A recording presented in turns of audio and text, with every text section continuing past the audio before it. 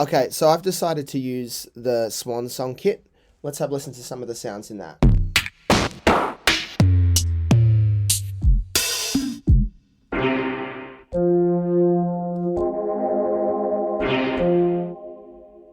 Let's look at setting the tempo of our tune. We're going to use the metronome function on Ableton, which gives us a regular pulse at a specified BPM, beats per minute.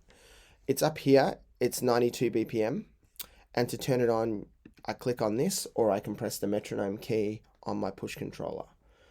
Let's hear what the metronome sounds like.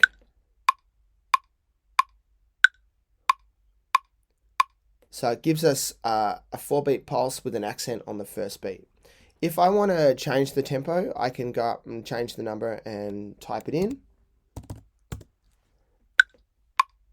Or I can use the tap tempo here if I know I want the beat to go boom, boom, boom. I can go 1, 2, 3, 4, then tap that in.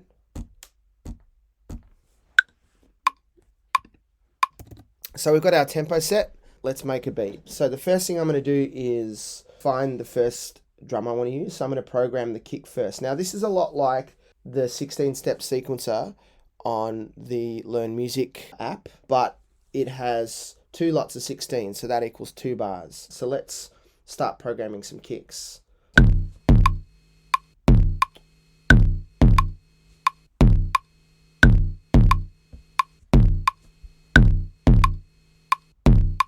So that's my kick programmed. That's the kick there. When I flip to the snare drum, I might use that one.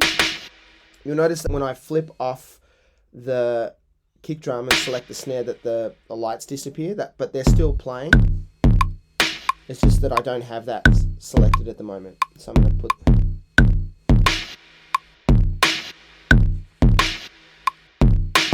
And so you program this very similarly to how you programmed the 16-step sequencer on the web-based thing.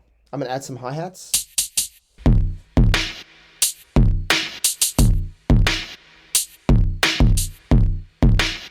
Alright, so that's sequencing using the step sequencer, plugging some notes in across the grid, which you're used to. I'm going to create a duplicate of this clip so I can make a variation. So the easiest way to do that is to go over to that clip and press Command D, and it'll make a copy of it. If I double click on the clip, I can see all the notes I've programmed, and that looks a lot like the thing you programmed before. I might want to make this clip have a busier hi-hat pattern, for example, so I can easily just go in and add a whole bunch more hi-hats if I wish.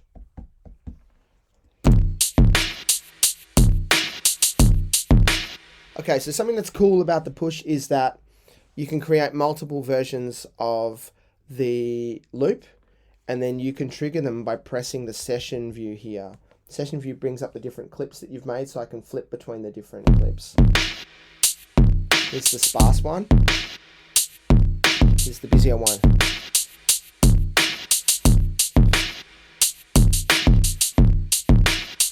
So what I want you to do is to create a couple of variations on the clip. So I'm going to make another duplicate of this one. Instead of sequencing it in with the squares, I'm going to play it in real time. And here's how you do that. You work out what you want to play.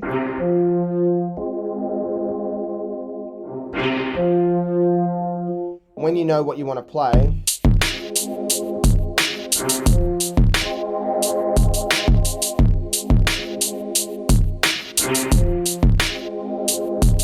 you can hit the record button and it will let you record over the top of that. It's recording right now. 1, 2, 3, 4.